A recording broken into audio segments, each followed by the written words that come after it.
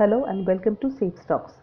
I am Tanushree Banerjee, editor of Equity Master's Blue Chip Recommendation Service, Stock Select.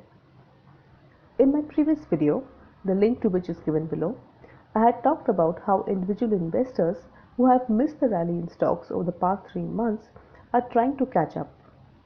They believe that since they missed the bus then, they should make up for it by buying the stocks that look cheap now. The problem is that most of the stocks that apparently look cheap currently are undervalued for a reason, and blindly buying them could be fraught with risks. Now, if you think I'm only talking about penny stocks or stocks that have terrible financials that are easy to spot and avoid, then you're mistaken. For there are also companies that are relatively large with pretty decent financials but have a big risk overhang. I'm going to talk about one such stock in this video. So let's get started. Silver, as you may be knowing, has over the past few months had probably the best run in decades. Like its lustrous sibling gold, silver has become the asset of choice for investors wanting to diversify and hedge their risks in a low interest rate environment. In an environment where global trade risks seem to pose huge risks to asset prices. So the very fact that the business I'm talking about is not just the largest silver miner in India, but also amongst the largest in the world, made this stock very attractive to investors over the past few months. Yes, as you may have guessed it, I'm talking about Hindustan Zinc. To just briefly explain the business to you, this is a large cap company owned by the Vedanta Group and has mining interests in zinc, lead and silver. Now, interestingly, silver accounts for just 15% of the company's revenues.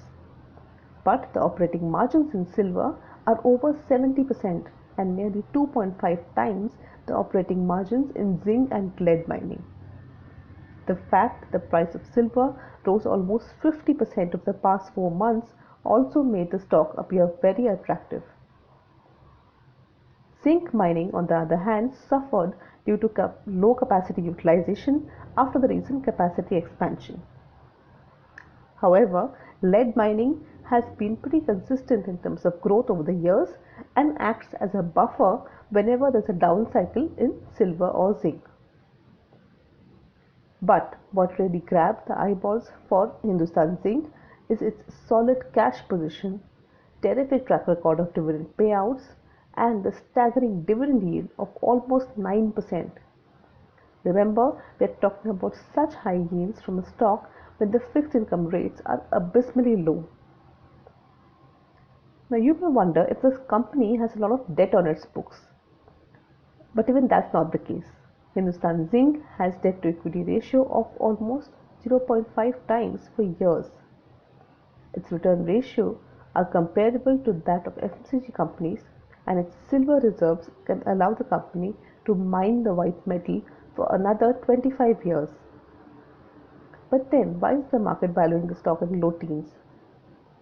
Well, here's the clincher.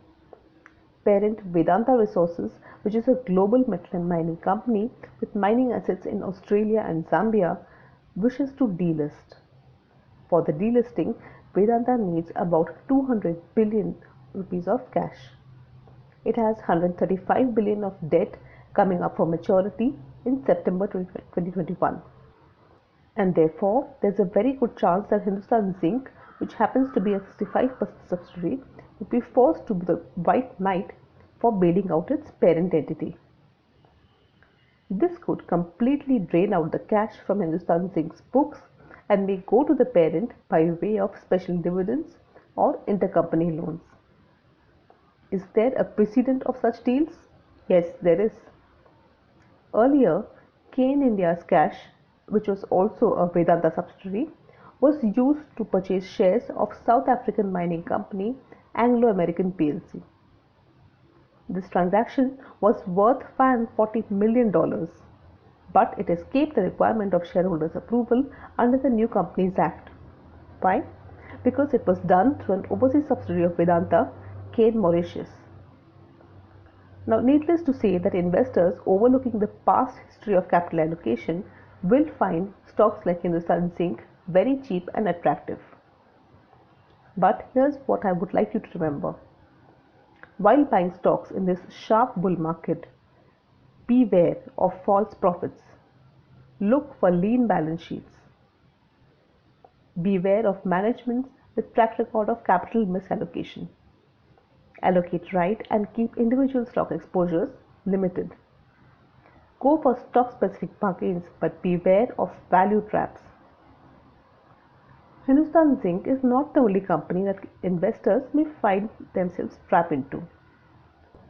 I have been writing about such stocks regularly in Equity Master's free newsletter, The Profit Hunter. If you have found other such stocks that are seemingly attractive but fraught with risks, please share your views on them in the comment section of this video. Take care. Thank you.